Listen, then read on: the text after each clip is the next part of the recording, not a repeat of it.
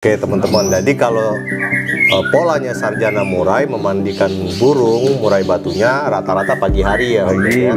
Jadi pagi hari itu perawatan maksimal ala sarjana murai. Beda dengan saya, kalau saya enggak. Kalau saya ada yang mandi sore. Oh betul. Ada yang mandi sore, ada yang mandi menjelang maghrib. Kenapa?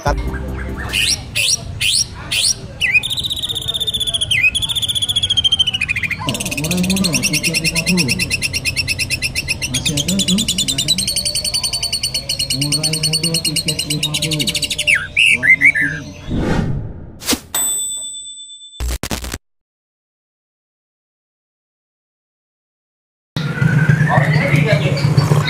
Benar-benar duduknya. Assalamualaikum warahmatullahi wabarakatuh. Selamat sore, jumpa lagi di channel Zuldi Nozil bersama saya Fuad dan Jaka Sarjana Murai.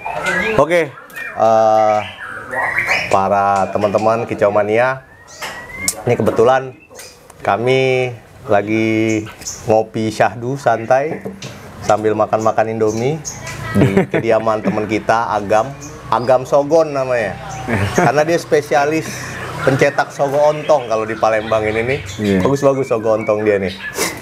Nah, pada sore ini tadi saya sama Sarjana Murai Om Jack ada sedikit perdebatan ya Om Jack. Iya. Sebenarnya bukan perdebatan sih, cuman Om Jack ini ada nanya, burung-burung di rumah mandinya seperti apa? Nah, gitu ya kan. Terus saya jawab, Om Jack, kebetulan burung di rumah itu mandinya pakai cepuk. Seperti nggak setuju ini Om Jack ini. Gimana nih Om Jack gitu ya? Kalau dibilang setuju, ya rada setuju ya rada tapi setuju, ya, okay. Tapi sedikitnya ada yang memang kadang-kadang kepuasan burung kalau menurut saya kalau dia mandi nyebur gitu. Oke, berarti ini teman-teman coba kita dengerin dulu bagaimana sih cara mandi atau seperti apa sih pola mandi untuk murai batu kesayangan kita menurut Sarjana Murai. Bahasan kita sore ini, ini menurut pendapat Om Jack, ini kan pola mandi, bukan pola mandi sih ya namanya, tata cara mandi ya. Ada teman-teman yang pakai keramba mandi, ada yang pakai cepuk nih, cepuk mandi kayak punya murai-murai di rumah, sebagian ada yang pakai cepuk, dan ada yang main semprot. Nah, ketiga cara ini menurut Om Jack ini, Sarjana Murai ini, yang mana sih yang lebih kira-kira maksimal untuk burung? Oh jadi gini, sebenarnya sih masalah ini masalah kebiasaan ya. Kebiasaan burung saya biasanya kebanyakan di rumah mandinya di keramba. Kenapa? Kalau menurut saya gini, menurut saya mandi keramba itu kepuasan si burung berbeda gitu. Nah, kepuasan burung yang tidak mandi keramba pun mungkin dia sama rasanya seperti itu. Oke. Nah, kalau burung Om Fuad misalnya, kayak zombie ya, itu kan nggak mandi keramba tuh. Kalau masukin keramba gimana kejadiannya tuh? Nah ini pernah sebenarnya larinya ke settingan lah ya, settingan arti kata kepuasan burung itu, karena zombie ini kalau masuk keramba, walaupun diganti bawahnya dasar hitam, dasar kaleng, seng itu, dia cuma cuci muka. Dia mau pindah dari kandang bulat ke cepat keramba, pindahnya. Cepet langsung, karena burung itu kan sering masuk umbaran dulunya. Tapi menurut saya zombie nggak bisa berenang tuh. Pasti nggak bisa berenang, makanya dia takut. Karena zombie kan jalannya pelan ya. Jadi kalau orang, jadi gini kan, seperti kita ketahui kan, begitu banyak teman-teman mungkin berbeda-beda cara mandinya. Kayak di rumah pun ada saya satu burung, dia tidak mau mandi keramba, tapi dia mau mandi di umbaran. ada Dengan tatakan yang sama kan begitu. Nah, artinya kalau bisa saya simpulkan sedikit ya, mandi penting untuk murai batu. Cuman bisa nggak kira-kira Om Jack murai batu mengikuti pola kita cara mandinya? Misalnya gini, misalnya ada teman-teman yang kerja pagi pulang malam, ada mungkin teman-teman yang tidak memiliki space untuk keramba mandi yang bisa berantakan. Akhirnya kan kalau keramba mandi itu kan kemana-mana dan harus selalu dibuang kan, begitu kan. Nah kira-kira menurut Om Jack bisa nggak sih pola mandi pada murai batu ini mengikuti tuannya, asalkan dibiasakan? Kalau menurut saya bisa aja. intinya satu, ya jangan memaksakan burung. Kenapa? Karena memang sering ya, bukan banyak, tapi sering terjadi ada beberapa burung itu hanya nempel doang di keramba, ya kan, nggak mau mandi. Ada juga yang malah diem aja. Karena apa? Itu belum menjadi kebiasaan dia. Nah, ketika hal itu, tapi harus sabar, kunci harus sabar. Ketika hal itu kita coba dengan pancingan seperti ini. Kalau saya biasanya gini, itu biasanya saya taruh kacer tuh. Taruh apa? Kacer? Burung kacer. Itu kan hobi mandi tuh. Oke. Itu bahan pun burung kacer ketika dia masuk nyemplung ke keramba biasanya nih ya. Yang pengalaman saya itu biasanya ketika dia sudah masuk keramba lihat air langsung nyemplung. Nah itu ya, itu salah satu kasarnya guru lah ya untuk mengajarkan dia, oh di keramba tuh gue harus ngapain. Gitu. Oh gitu. Nah itu kalau mau di apa? Mau diajarin seperti itu. Jadi ada gurunya seperti itu. Dengan burung lain itu dimandiin di keramba, nyemplung langsung. Dia mulai mengamati mungkin itu tadi, makanya kuncinya harus sabar. Karena apa? Itu tidak mungkin terjadi saat itu langsung bisa gitu kan. Tapi memang harus diajari dulu. Dia lihat, oh di dalam keramba gue mandi. Tuh burung itu mandi, gue juga harus mandi gitu kan. Makanya nanti pelan-pelan kita ajarin. Kenapa? Memang banyak nih faktor gara-gara keramba ada beberapa burung yang stres. Betul, karena saya sering lihat tuh teman-teman pun di sosmed ya Om Jack ya, sampai keringetan, ngusir sana, ngusir sini, sampai tangkringan kemana-mana, ujungnya udah kesel, itu burung ditangkep, tambah stres, ya kan? Tangkep, masukin yang lebih parahnya lagi, udah nggak konsen, ternyata tuh pintu tuh apa?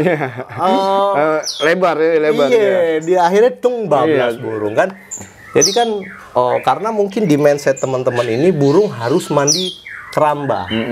Ya, sementara yang pengalaman saya sendiri tidak harus mandi keramba. Tidak harus. Ada tipikal burung yang mandi cepu, ada tipikal burung yang disemprot. Karena saya pernah mendapatkan tipe-tipe burung seperti itu. Kaitannya adalah terhadap yaitu kepuasan mandinya si burung ini. Kalau puas mandi, otomatis nyeting yang lainnya, settingan lanjutannya akan lebih mudah. Kan gitu ya Om Jack ya? Iya betul. Setuju ya? Ya, setuju. Setuju. Nah, sekarang ini ada pertanyaan lagi nih Om Jack. Kita tidak berbicara ke settingan lomba dulu. Kita berbicara ke settingan rawat harian. Rawat harian yang memang pekerjanya ini, maaf bukan pekerjanya, si pemilik burung ini memang mempunyai kesibukan yang sangat apa ya? Ya paling gampang bilangnya, udah biar burung mandi, masukin cepuk, gantung, ditinggal kerja gitu. Nah, kira-kira menurut Om Jack, burung seperti ini kalau sudah dibiasakan bisa dirubah lagi nggak?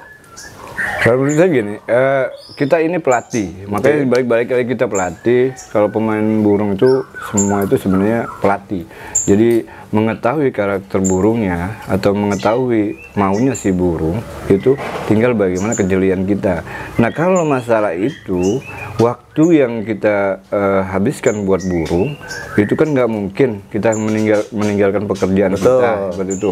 Jadi kalau memang sudah menjadi kebiasaan, terusin aja nggak apa-apa. Cuman saran saya gini, karena sayang kan kandangnya, gitu. Itu kadang-kadang yang membuat burung teman-teman malas mandi di cepuk atau apa, kan kandang yang jadi masalah. Karena apa? Kalau masalah mandi itu terserah dia mau mandi di cepuk, mau di keramba atau mau di wadah air minum tuh ya, terserah. Tapi intinya ketika di keramba itu kan memang ada tempat khusus namanya kamar mandi gitu, ya kan? Memang sih gini Om Jack, ketika mandi di cepuk tuh ada minusnya ketika karpet tidak kita bersihkan setelah dimandikan. Tuh karpet kan basah, terus ada kotoran burung, akhirnya ya seperti itu bentuknya, kan melebar kemana-mana jadi kotorannya, kan begitu. Satu itu, yang kedua juga gini, ketika lembab itu akan menghasilkan hama atau menimbulkan kuman. Dan kuman itu akan berdampak ketika si karpet itu tidak kering. Kenapa? Langsung kita kerodong nih.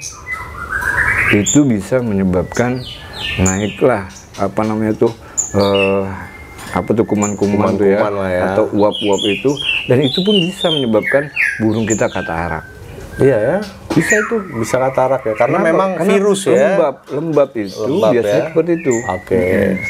Artinya pun jadi intinya untuk cara mandi murai batu menurut Om Jack sebenarnya apapun medianya itu baik asalkan burung terlihat sempurna mandinya, puas mandinya puas, ya.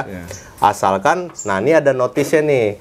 Di note ketika teman-teman memandikan burung di cepuk mandi, jangan lupa untuk membersihkan dan mengeringkan karpetnya. Betul, kan, gitu. dilap atau apa gitu kan. Karena kalau di keramba kan otomatis kandang dibersihkan kan gitu kan. Nah, itu untuk teman-teman yang kira-kira masih sibuk.